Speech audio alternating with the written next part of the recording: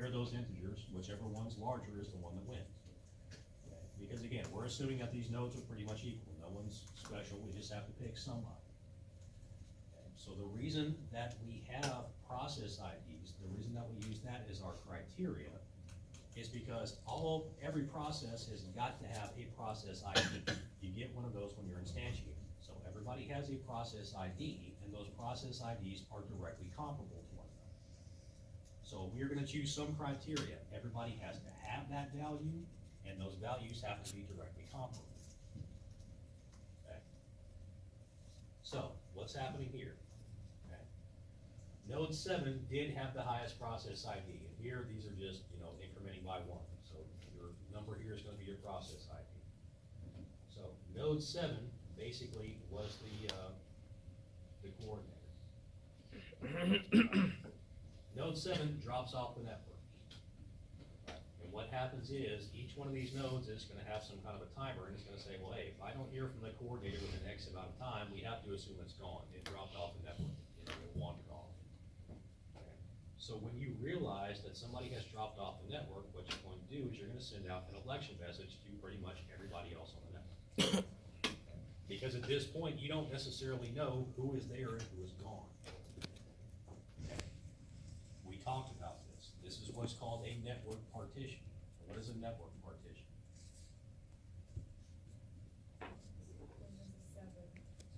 Yeah, when we have two collections of nodes that are divided because somebody has dropped that particular link.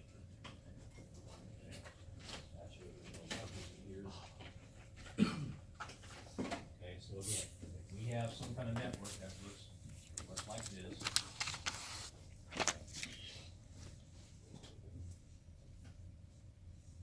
Okay, so let's say we have our connections, right? Our peer-to-peer connections are organized like that. Okay, so this is our mobile ad hoc network. We've all just kind of come together to establish those connections. At this point, we can relay messages between any node to any other node on this particular network. Trick is, if we lose that particular connection, these nodes over here can still communicate, and these nodes over here can still communicate, but they can't talk back and forth. So on all of these algorithms, we have to make the assumption we're never going to lose track of just one node. We can always lose more than one node. And we make that assumption because of network partitions. Okay. So what we're doing here, we have to send that election message out to everybody because we don't know who's left. Right? We could have lost contact with half the network. It's possible that, well, it's just me and one other node. Okay. So we have to figure out who's still here. So what happens is we send that election message out when we realize that 7 is no longer here. 5 and 6 have a higher process ID than 4. So what's going to happen is they are both going to send an OK to 4, and when 4 receives that OK, it knows that it's done. Okay. At that point, 5 and 6 are simultaneously both going to launch more election messages. When they launch that more election messages, 5 is going to send an election message to 6, and conceptually it would send 1 to 7 as well. 6 is going to send 1 to 7 because that has the higher process ID. And that next step, 6 has a higher process ID than 5, so it goes ahead and replies OK. And once you receive that OK, you know that you do not have the highest process ID, so you know you're done. You're not the coordinator. It's not your problem. From here, what happens is 6 did not receive an OK from anybody. And so because 6 never received an OK from anybody, it is going to say, okay, well now I'm the new coordinator, right? It takes everything over. Okay. Now, a couple things are going on here. Right? First of all, we can have multiple election messages going on at the same time. In fact, we almost certainly will. Everybody's timers are going to be, running at around the same values, right? So it's entirely possible that we're going to have multiple nodes time out at the same time. That's why we have to figure out who's still left on the network, because we're going to have multiple nodes that are trying to launch elections. Something else that happens is when you first join the network, what you're going to do is you're going to launch an election every time you join the new network. Okay? And you are going to do that because it's possible that now that you have come onto the network, you could have the highest process ID, right? So I just came onto the network, you know, I have the highest process ID, I need to do the coordinates. So anytime you join the network, you launch an election. If you hear an okay back from somebody once you have joined the network, again, that just means you have the highest process ID, you're not the new coordinator, you don't have to worry about it. If you join the network, you launch an election message, if you hear back from nobody, then you're the coordinator. Okay, and that's kind of why it's called the bully algorithm, right? The largest process ID comes onto the scene and takes over everything. Okay. It's a dumb name, but we have to call it something. So, are we clear on what's going on here? Are we clear on why we're using the process ID as that value? Everybody's gonna have a process ID, we can compare them right next to each other. If we are using timestamps or something like that, timestamps can change. And because we can have multiple election messages going on, now we're comparing timestamps back and forth, we're not going to break ties the same way. But if we're using process IDs, everybody has a process ID, when you're instantiated, it's fixed, and so anywhere we have that tie is always gonna be broken the same way. Okay, so that's the bully algorithm. One other thing that we have is what is called the ring algorithm. So this works really similarly to how the bully algorithm works. Okay, so here, our goal is still to identify the node that has the highest process ID. Okay. So what happens here? We have our circular overlay network. And 7 was previously the coordinator. The coordinator's crashed, it's gone away. Okay. Same thing is gonna happen. 5 is going to realize that the coordinator has crashed. So what's gonna happen is, we gotta figure out who is still left on the network, right? So at that point, 5 is gonna start off, it is going to send an election message around the ring, it is going to put its own process ID, okay, in that particular, message. So it's gonna send that around to 5, okay, it's gonna go to 6.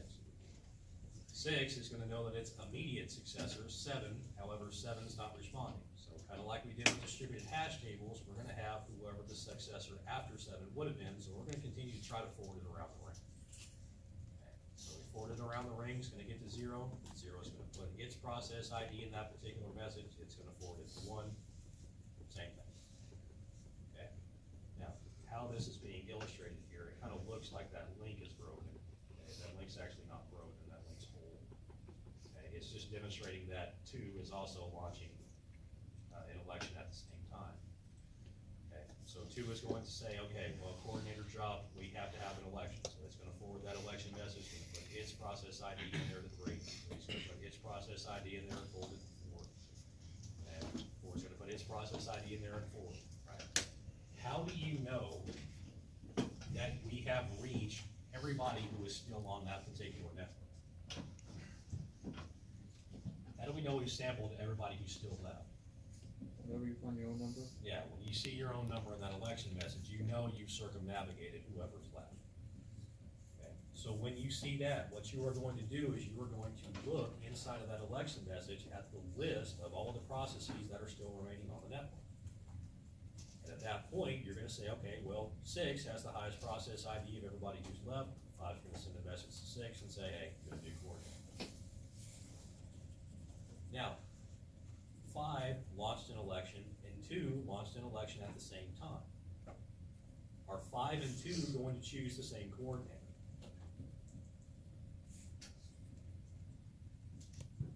Yeah, right? Because once it circles around, 6 has the highest process ID of whoever's left. Right? So 5 is gonna choose 6, and then when 2 sees its own process ID, it's gonna have the same list that 5 had. And we're gonna choose the largest one, it's gonna be 6. 6 is the new coordinator. Right, so if we have multiple elections, those elections are gonna start the same way. Okay? So those are 2 general ways of picking who is going to be the next coordinator. Okay. Questions on this? Okay. My computer wasn't cooperating last time, so I'm gonna go ahead, briefly start chapter 7, and then we'll wrap up chapter 7, hopefully on Monday. Okay. I put these slides up on Blackboard this morning, so you guys should have access. So, consistency and replication. this is really one of the most important parts of distributed systems, okay? Making copies of things, right? Why do we make copies of things? There's two primary reasons that we do this, okay? One of them is for reliability. So when we're talking about the reliability of the system, well, if we have systems joining and leaving the network all the time, okay, it may make sense for us to just replicate things so that if one system leaves the particular network, the odds are we're still gonna have a copy of whatever that important thing was somewhere else. So by making copies, by having more than one of something, well, if one of those things leaves, there's a copy of it somewhere else. So redundancy is a big deal. The other thing that we have is replication in terms of performance, okay, especially things like with geographical area. Right. So again, if we have a network like what's behind me, okay, if we have a resource that is on this particular node, and let's say that that resource is really popular, okay, if everybody wants to access that particular resource, well, there's a couple of problems. We're gonna have a bottleneck somewhere. Where's that bottleneck gonna happen? The only way to get to that resource is through who? That node right there. So if everybody in the network wants a resource, there's gonna be a lot of traffic going between those two, but a lot of overhead. And so that's gonna increase delay, right? It's gonna increase costs and everything else. So what may make sense to do, instead of just having that resource in one location, well, now maybe we can reposition it, put it right there. If we put it right there, now pretty much everybody, almost everybody can get to that resource with one hop instead of two. Right, so if we make copies of things, that reduces overhead on the network. Makes things a lot easier to get. Okay. The issue with this is, when we start making copies of things, then we start having issues with consistency. Okay? So again, consistency means agreement. So if we have two copies of this particular data item, ideally, those two copies are going to be identical, right? Because that's what a copy is. If you have a copy, it should be the same. But the trick is, if due to performance reasons, we're making an update on this particular copy, well, now this copy and that copy are not gonna be the same, so they're inconsistent.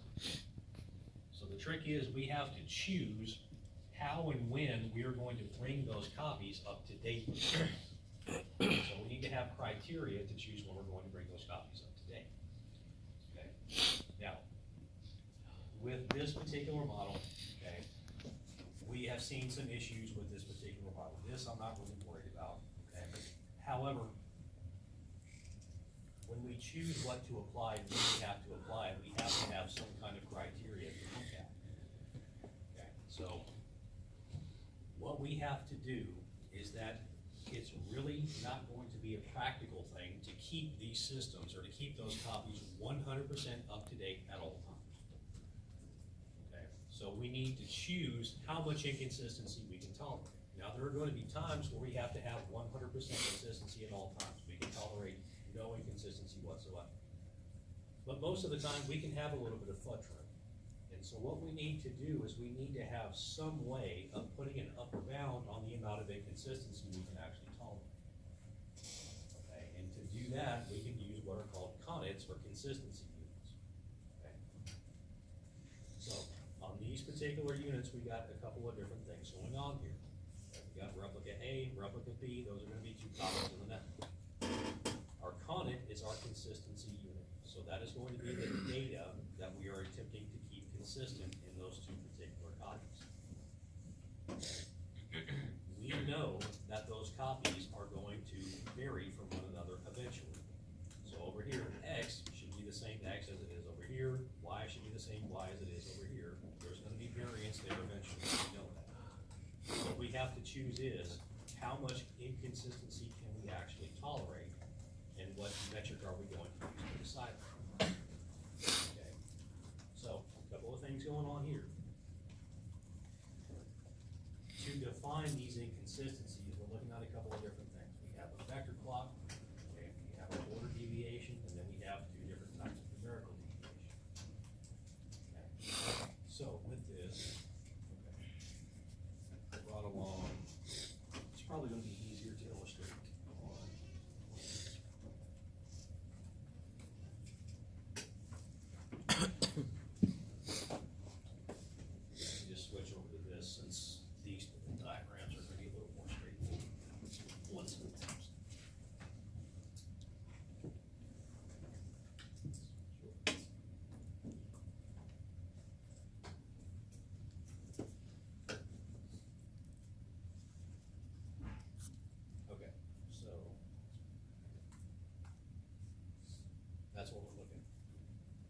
two replicas, these are two copies of some data structure that's in the network. Okay.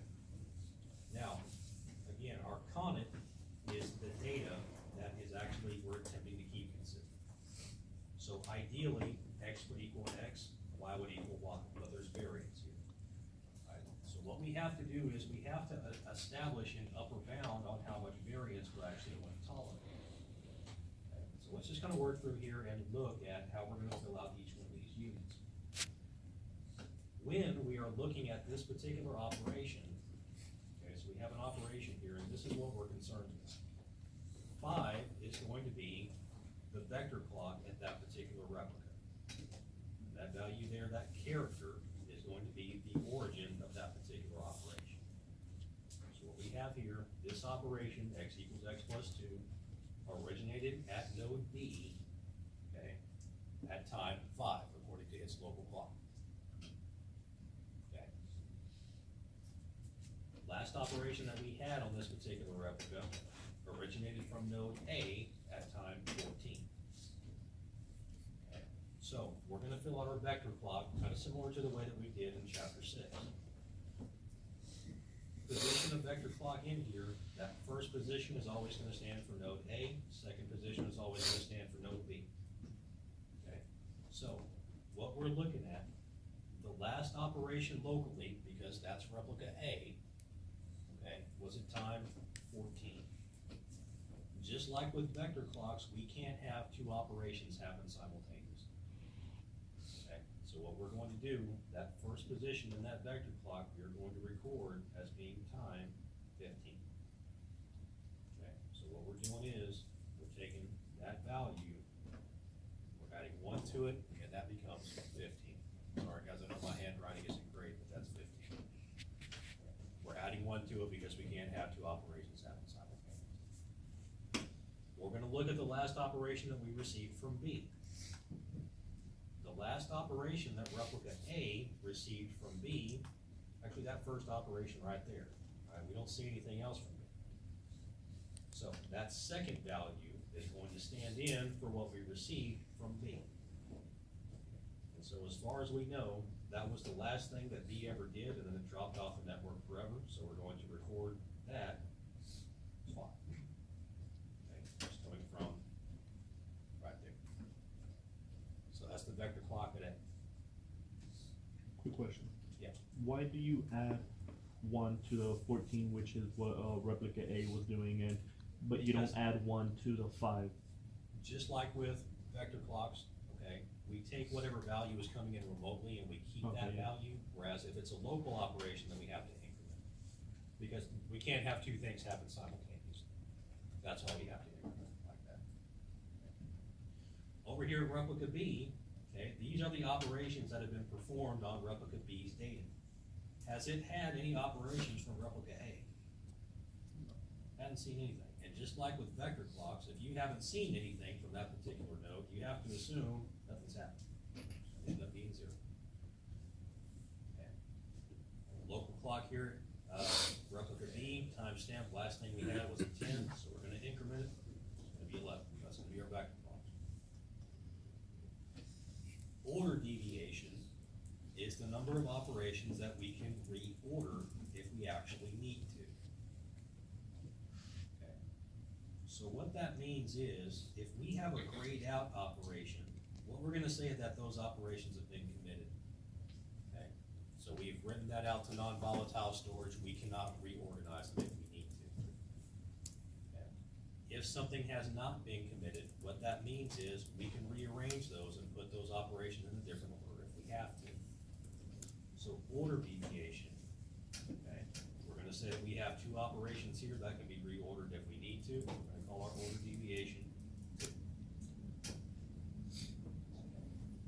Over here, we haven't had any operations be committed, nothing's grayed out, so because we have two operations, we can reorder those however we want to, so we're gonna say our order deviation is 2. Okay. This first position here is what we call numerical operation, numerical deviation with respect to operation. What that means is, how many operations have happened remotely that have not been applied to the data over here at this particular replica?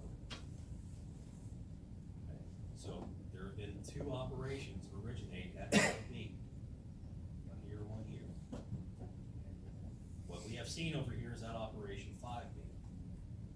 So because there is one operation that has originated at B that we have not seen, we're gonna see numerical deviation with respect to operation 1.